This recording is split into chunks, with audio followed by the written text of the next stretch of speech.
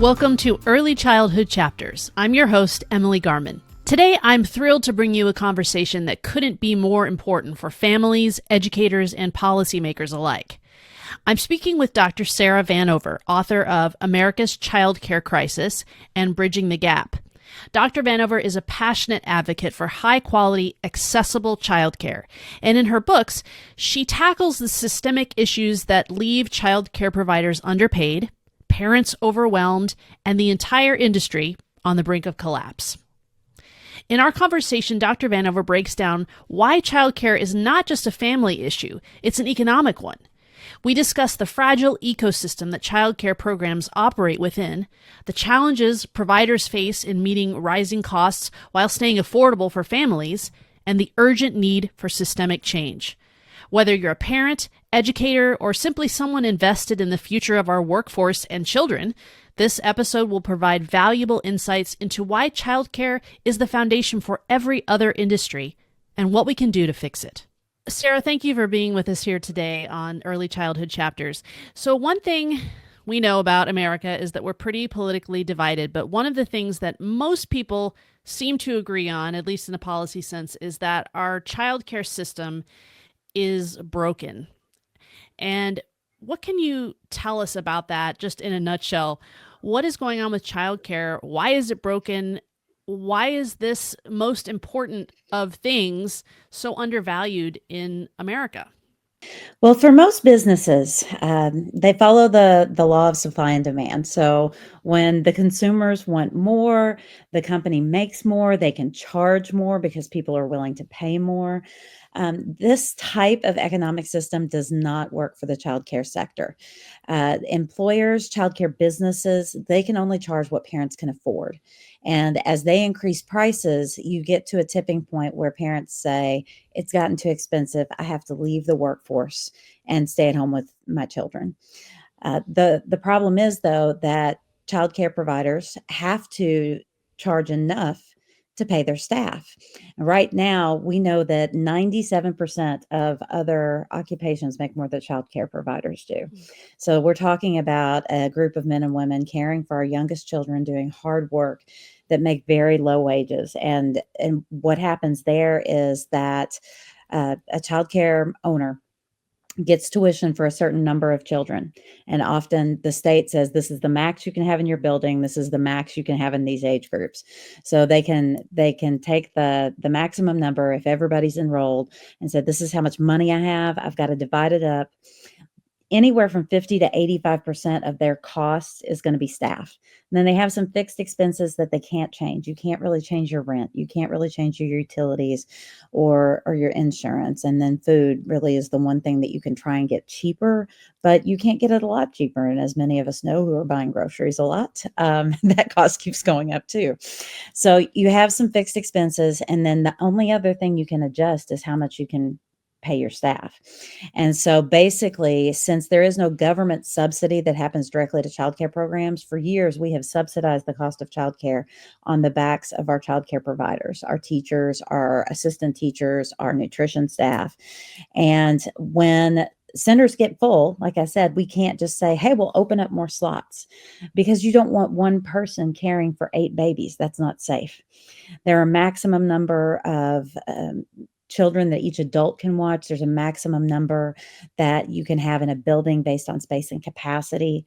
And we know that there's a challenge in finding a workforce. Right now, we're having workforce shortages throughout the United States, many different industries. But if 90%, 97% of those industries are making more money, then you know that childcare is going to have a hard time getting that staff. Now, I also know that when kids are little and they're 5 and 6 years old, they don't grow up and say, when I grow up, I want to stock shelves for a living, or I want to cook French fries for a living. You know, there are kids at home now that are saying, when I grow up, I want to take care of children. I want to work with kids. And they do grow up. They grow up and they say, I want to work with children, and they enter the field, and then they realize that they can't support their own families, and they have to leave and go to Target and stock shelves so that they can pay the bills.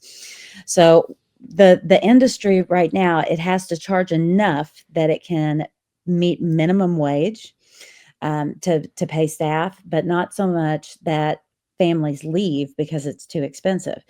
And many of those organizations, child care programs, don't provide health insurance, don't provide paid time off because they don't have the financial flexibility to do so. Most of the income for all child care programs comes from parents, families. Some children enrolled in the program may get government subsidy to offset the cost in their state, but we know that that's usually 20% or less of the kids in each state that access that subsidy. So again, we have industries that are built completely at what parents can pay, and what parents can pay is going to limit what they can charge. So it's based on what a parent can afford and not what the cost of care actually is. I've heard that all the time. People saying, well, we made the decision for one parent to stay home because the cost of childcare was greater than that parent could earn. It just Mhm. doesn't make any sense.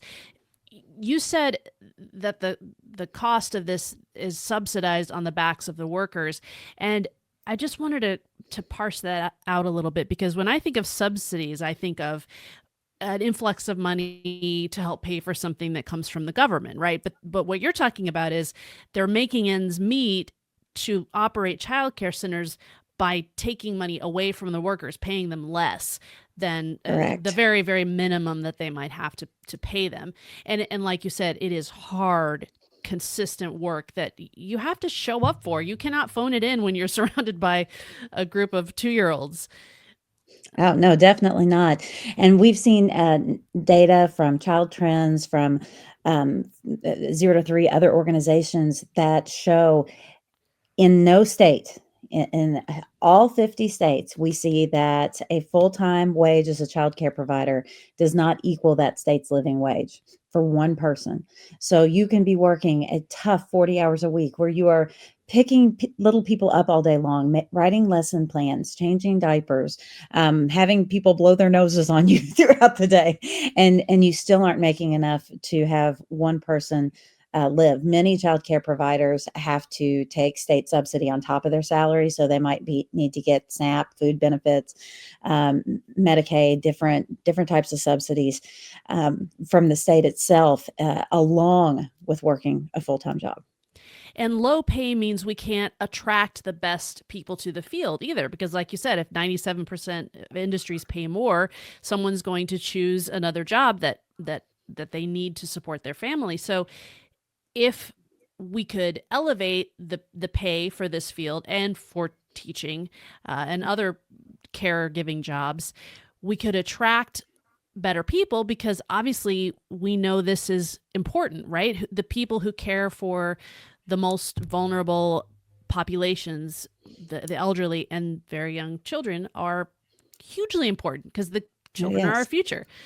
Well, when we're thinking about the birth to 5 population, children that may be in full-time childcare until they enter kindergarten, 90% of brain development occurs during that time period. So what you don't want is childcare where a child is just surviving during the day. They're placed in front of a television and or they don't interact with others. What you're looking for is a relationship rich environment where children are learning to communicate, they're learning to problem solve, they have loving caregivers where they're creating relationships. And these are not entry level staff. When you have entry level staff, they're just surviving in a room full of children. Instead, you want well trained educators who care and nurture for children, who meet their basic needs, but are also giving them a lot of those pre-academic skills so that they learn how to problem solve as 3 and 4 year olds. Oh, my block tower fell down. What was it? Did I build it too high? Was it leaning? How can I do it again and it work? And start all those pre-academic skills. And we need trained teachers to do that. But the salary is entry level and the job description is not entry level. And so that's where we have this breakdown. Is if you look at a job description for an early education teacher, and this is true for infant and toddler teachers as well as preschool teachers, because there is a lot of learning that goes on in our infant and toddler classrooms. But if you look at these job descriptions, it starts off meeting basic needs, but it goes into planning lesson plans, assessing the child's development, looking to see if they're falling behind in certain areas and changing those lesson plans, helping children learn to negotiate and problem solve with one another because 2, 3, 4-year-olds, that's a great time to get mad at my friend and smack them. And I need somebody to to show me how to resolve those issues. And so the skill set that we're asking for is very detailed, but we're often salaries are buffering right above the minimum wage in every state. And so based on that, we're asking for the moon, but we're not willing to pay for it. And like you said, that most childcare providers who own facilities or run facilities would want to pay their workers more, but they just can't because there's a threshold, like you said, to which parents and families can pay. Sure, they want their child in a safe environment at a minimum, but they want their kid to be reading when they go into kindergarten, and that's a whole other conversation. But they want more than just you sat my kid in front of a TV all day. They want to report about the diapers and what they did and how much of their lunch that they ate and all that. So you're asking more and more from these folks who have to have some kind of training to do this. I mean, Mhm. you can't just take a 19-year-old and sit them in there and expect them to write lesson plans and understand child development. So what can we do about this? Well, I think it has a lot to do with priorities. We look at it from two different lenses. We look at the current workforce and we look at the future workforce. The current workforce are the parents who are out there working now. And in order for them to be in the workforce, they have to know that their kiddos are safe. Because if my child is not safe, I'm leaving my job to come and be with them. If I don't feel good about where they are, then I'm not going to go to work. And then when I leave work, that means that my job has to replace me. They have to retrain me, or maybe they can't find somebody at all to fill that job.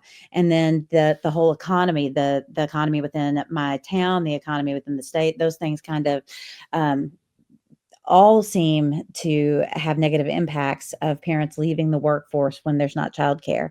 Now, the future workforce is the kiddos that we're caring for and what we want to instill in them at a young age. We want to create problem solvers and creative thinkers instead of kids who sit back and wait for information to be shared with them, like watching television. And so to find kiddos and to train them how to seek out information, to move through their environment and look for sensory information. Then we have to have classrooms where they can explore, classrooms that are set up by trained teachers.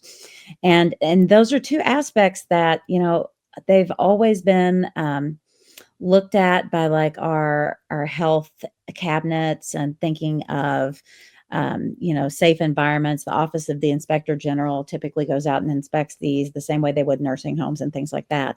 But it's time within states that our economic development cabinets and our cabinets of education start taking a greater interest as well, and they start thinking, okay, so if we need these rich classroom environments, then what are we doing to attract teachers? How are we recruiting educators, and how are we training them? Are we increasing apprenticeship programs in our states to train these kiddos when they're in high school? And they can do an apprenticeship as part of their schoolwork, be workforce ready when they graduate. Are we finding ways to have scholarship programs that get them interested in high school? Maybe they have some kind of dual learning or an early education co-op that they do, and then they go into college with an idea that, yes, I want to work with a classroom full of small children, and I know what that entails and what it's going to be like. Because we have a lot of young teachers that think, I babysat in high school, and so I want to work with young children. And they come into a room of 20 children, and it's a very different environment than working with a child one-on-one. And some of those new teachers don't make it past their first lunch break. So the workforce development piece to find and recruit teachers is really key. We also have to think about the compensation piece, and that's huge because many early childhood educators go into this field no, they're not gonna be rich. They're doing it because they love children, and that's the age group that they want to work with. So they're not expecting a huge salary, but then when they can't feed their own family, they have to leave for self-preservation. So how do we avoid getting to that point. And there are states that are implementing programs in order to avoid that. North Carolina has a wage compensation program. Washington D.C. is implementing a pay scale where they're trying to enforce, okay, for paraeducators, teachers, we're going to move the salary scale in over a certain number of years. Kentucky has provided free childcare for all childcare providers. So even though the salary might not be high, the teachers don't have to pay for childcare for their own children, and so that can save $20,000 a year that you might make if you were, you would have to pay if you're working in retail or hospitality. So finding ways that states are supporting these individuals in the workforce, finding ways to increase compensation packages as a whole, is another huge way to support the teachers so that we have that in place. The other thing is thinking about the families that we have now and how it impacts the workforce now. Um, Many businesses have stepped up and said, I can't have the best employees that I want if the families don't have the resources in this area. They don't want to come work for me in this part of the country or in this town if there aren't things available. So you have large businesses like Toyota who have put on-site childcare. Many hospitals consider this because of the unusual hours that their employees might need to work, second and third shift, weekends, things of that nature. And they say, I know that we will lose this much money per year having on-site childcare. However, I'm willing to do that as a company benefit to make sure that I get the best employees and that my turnover rate for employees is lower and that I'm not constantly having to train new employees, and stepping up that way to say that this is the way I'm going to support the families that work for me so that they'll in turn stay and support me longer. A lot of families in the United States don't have two parents. So it isn't even a reality that they could say, well, one parent is going to not go to work anymore and take care of the children. Well, and we have a lot of families that one parent might want to stay home, but they have to work simply for health insurance. If you had a family of four that had two adults in it, and the cost of childcare is too big and they would like to stay home, but if you put all the health insurance for four people on one person, then the income that they brought home would be so small that they couldn't support everybody because the cost of health insurance for the family is so big. So there are a lot of factors that contribute to why we don't have the financial ability to do this now. Like my mother was a stay-at-home mom. She stayed at home with my sister and I until we were both in elementary school, and I'm blessed that that was an option. But when I look at the options that my husband and I have today, that health insurance piece is a huge part of it. And also just the large amount of expenses that we have, school fees and increased taxes and things like that factor in that might not have been an issue in previous generations, but now working families just have a higher percent of every adult in the house being in the workforce. The way I understand the public school system works, so most American children of school age are enrolled in public schools. And public schools also don't have super great teacher pay, but they receive money from the state government. They receive money from the federal government. That flows into the school in a number of different ways and sort of subsidizes the operation of the school. So why don't we have something like that equivalent for preschool age children, infants to 5 or so when kids can start in public schools? Would that kind of situation work? Obviously, it would be expensive. But why does the cost of caring for the very, very youngest children fall completely to families? Well, for a long time, there was an idea that education doesn't start until you're in kindergarten. Sure. And so prior to that, it wasn't an issue of whether or not our children are learning because they didn't need to be. And you just needed an adult to watch them. And Keep them again, as alive. I said, yes, Yeah. but again, as we know now, 90% of that brain development occurs before a child gets to the kindergarten point. And so there's a great deal of attention that needs to be paid. Now, that does not mean children sitting in seats sheets, doing, holding pencils and doing writing work. Because our learning at a young age is more exploration, sensory based, always on the move, and that's what we want to see in childcare settings is play based learning. But we just had this idea that whatever happened before 5 was not a big deal. Now the other thing with K through 12 schools, a very small amount of federal funding goes into K through 12 education. That's almost predominantly by the state. The biggest source of federal funding is special education funding through the Individuals with Disabilities Education Act. And there's a couple of other federal streams that go into schools that help at-risk children who might have low-income situations, things of that nature. But the state is predominantly responsible for all of the K through 12 school system. And because the state is, and we've got 50 individual states, we see 50 different models of how much money the states choose to invest in childcare. And in some states, we see things like universal pre-K that have been implemented, and they're choosing that's one way that they want to invest state dollars. Other states, we see public school preschool or partnerships between private childcare and public childcare, and different variations of that. And then, we have states that have much more limited incomes. If we look at income based on income tax, states that have high poverty levels, lots of rural area, it's harder to come up with those state dollars to provide these types of programs. And so education is one of the largest funding sources, but they're really going to focus on that K through 12 because they may not have funding sources um, to go to those younger kiddos. And states that we've seen that have done a lot of expansion in their early childhood systems, like New Mexico, for example, they have funding sources that is coming from oil money, or that, like Georgia, using lottery ticket money, or different investment sources that they are saying, hey, we have this investment source, let's funnel it towards early childhood education and make a big impact on the front end, and then see how it impacts our workforce, our higher ed, things of that nature at a later point.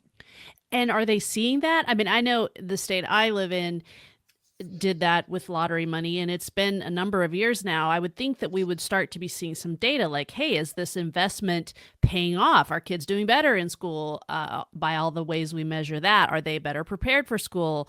Well, it often depends on how well the state tracks its own data. So that's one thing that factors into what kind of data we get. We see longitudinal studies of, like, the Perry Preschool Project, that, like, we're coming up on 20-year anniversaries of some of these projects, and data and longitudinal studies are so fabulous to show, okay, yes, we have some data that shows that this investment on the front made our fourth grade reading levels higher and our eighth grade math levels higher. And then we had more kids that were graduating than in previous years. And that kind of data is fabulous. But again, 20-year anniversaries, it takes a long time to collect that kind of data. And so what most schools are, or most districts, most states are looking at is, okay, if we invest in 3 and 4-year-old preschool, then what are we going to see as far as our kindergarten readiness scores? A lot of states do entrance exams, so to speak, basically a developmental screener when the children enter kindergarten, to see, are you kindergarten ready? What skills do you have, and how many kiddos have them? And so you can look at short term, where how many of our kiddos went to some type of childcare or preschool program in advance, and what were their kindergarten readiness scores, and then what were their fourth grade reading scores. And so that's a much shorter norm, but you have to take into account too that we have kiddos with disabilities that are always going to be part of those numbers, and they're not ever going to be kindergarten ready, but were they more ready than we anticipated them to be if they didn't have that early intervention and earlier support? So there are different data factors that we have to look at along the way.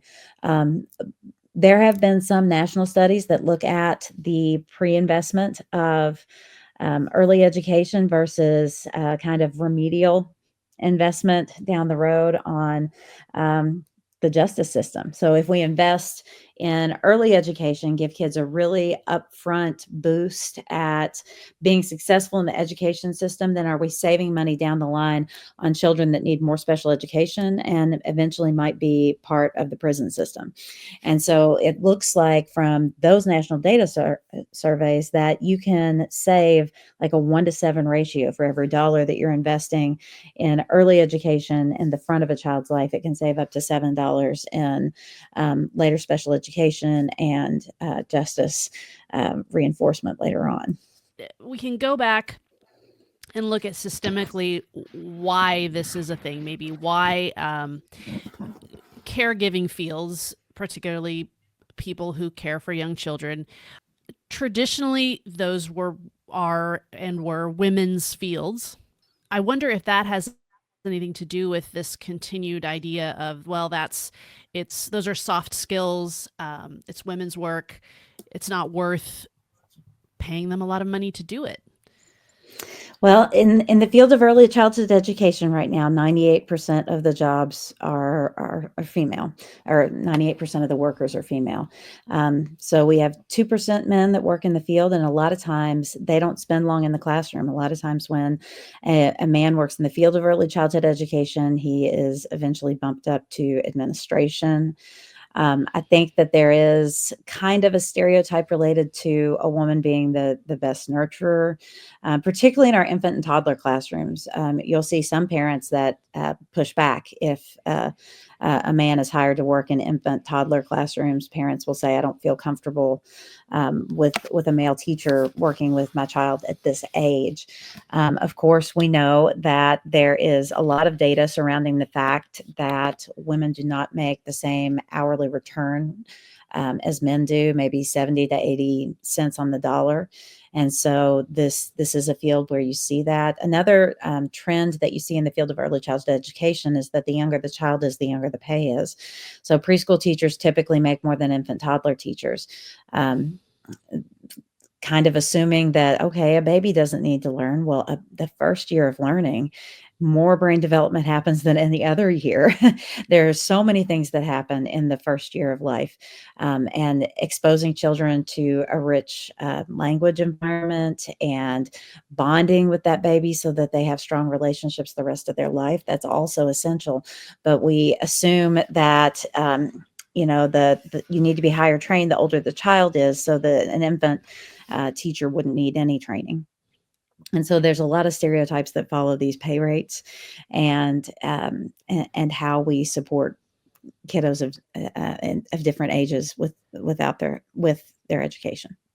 Okay, so tell me about programs like Head Start. So, Yes. what is Head Start, and could we use this as a model to make it bigger, more available to more families? Okay, so Head Start is a federally funded program, like you said. It was created back in the 1960s as part of the War on Poverty. And Head Start is one of the most comprehensive early education programs. Head Start itself is for 3 to 5-year-olds, but it has a portion under its umbrella is Early Head Start, which is for kids from birth to 3. And so they can be in the Early Head Start program and then graduate to Head Start. Families have to be at 100% of the federal poverty level or below to qualify, or there are some slots reserved for kiddos with disabilities, kiddos experiencing homelessness, things of that nature. And so those children can be exempt of the income qualification. But the main goal of Head Start is to serve 3 and 4-year-olds whose families are living in poverty and help get them ready for kindergarten. Along with the education comes some significant wraparound services. So families enrolled in Head Start, the parents can get support getting a GED. The children can get support getting their immunizations, eye exams, hearing exams, getting to their doctor and dental appointments if they haven't been able to do that. But again, we're talking about a very small population of families that fall into the lowest income bracket that we have available.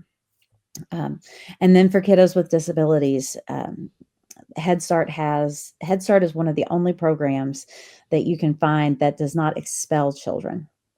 So many children, expulsion in early childhood is a significant problem.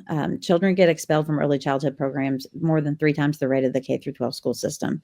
And it's because childcare programs are private entities. They have a child that exhibits challenging behaviors.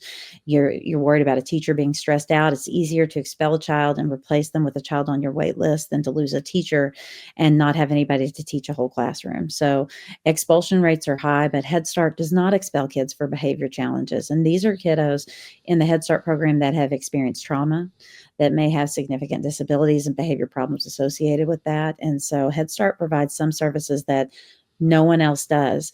In a way to support low-income families in early Head Start, they will provide formula, diapers, many of the essentials that the family may not be able to provide. So these are true wraparound services. They have some of the highest education requirements for their teachers and training. And so program standards are high. If you go in and evaluate a Head Start program, they are tip top. Now, the challenge is that they only serve a small group of children.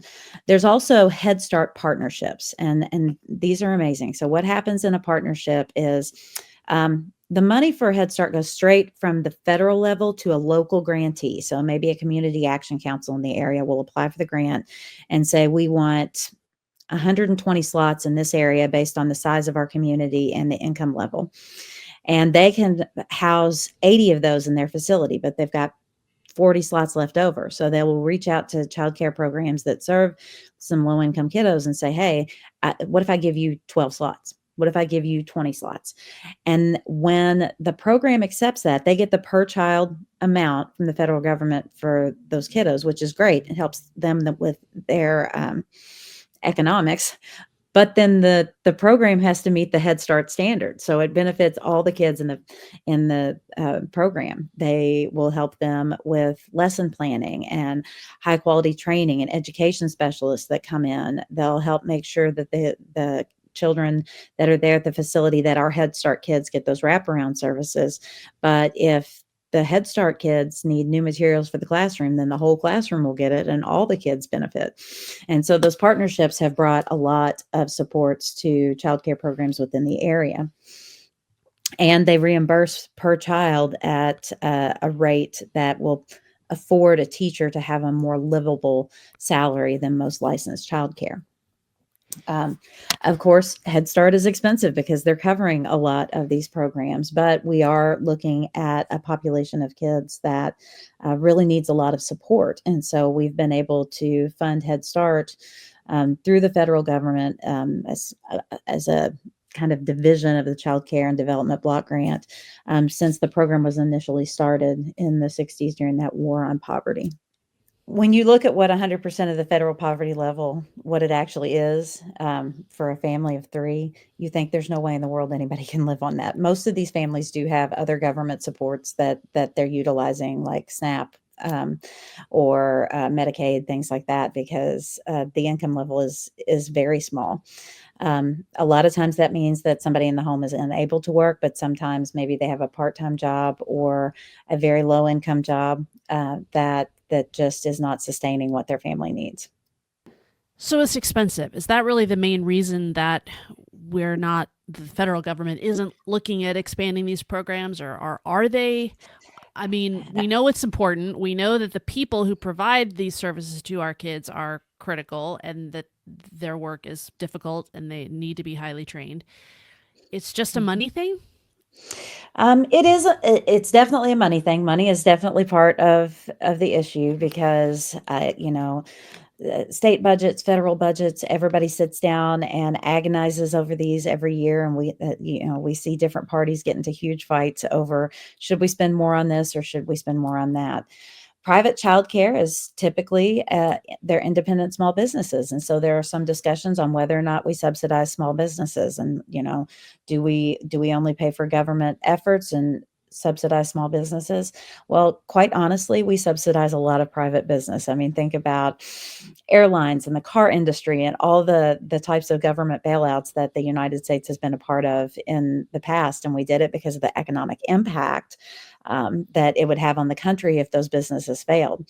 Childcare is as much a part of infrastructure for this country as many of these large businesses are.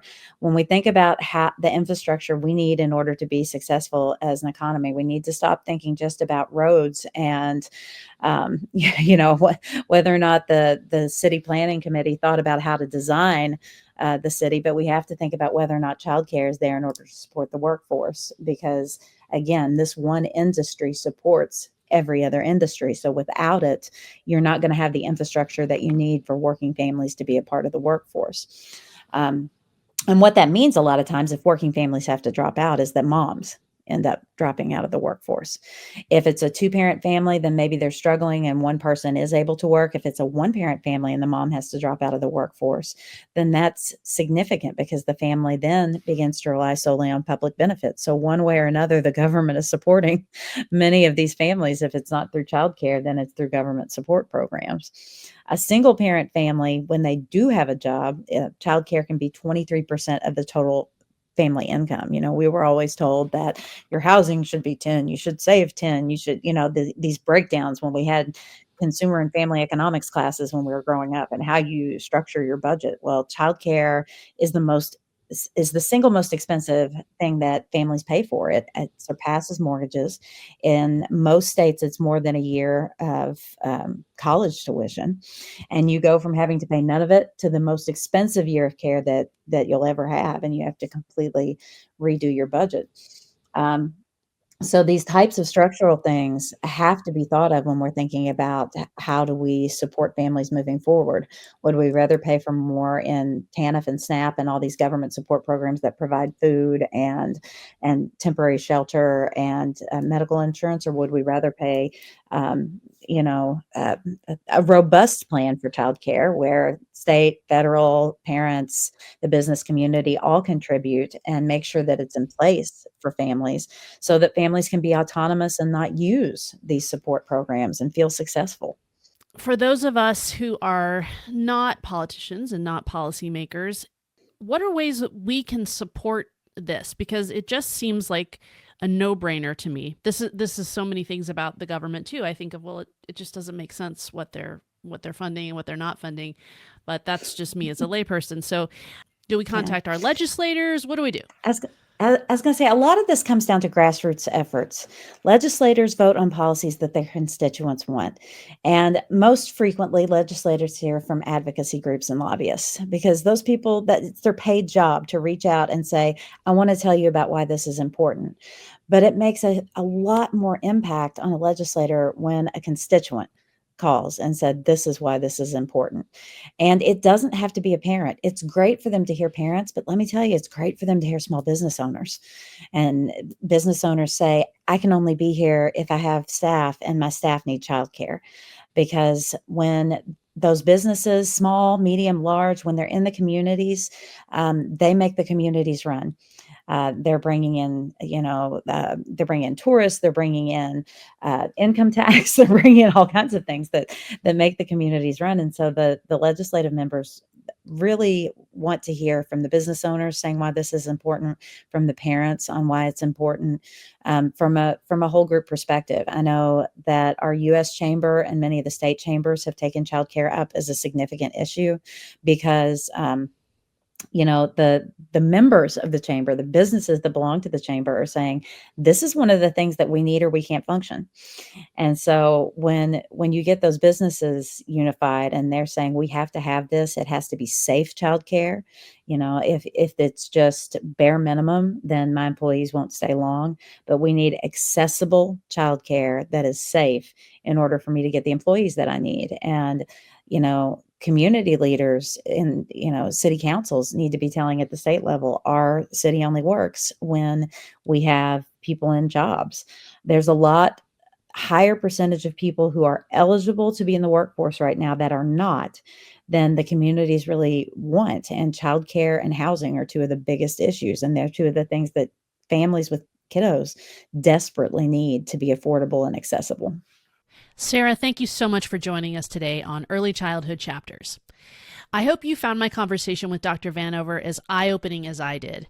She highlighted some of the most pressing issues facing childcare in the United States and shared actionable steps we can take to ensure that families, educators, and communities receive the support they need. As she reminded us, childcare isn't just about giving parents a place to leave their kids during the workday. It's about fostering relationships, building problem-solving skills, and setting the foundation for a lifetime of learning. It's also about strengthening our economy by enabling parents to remain in the workforce and creating meaningful, sustainable jobs for educators.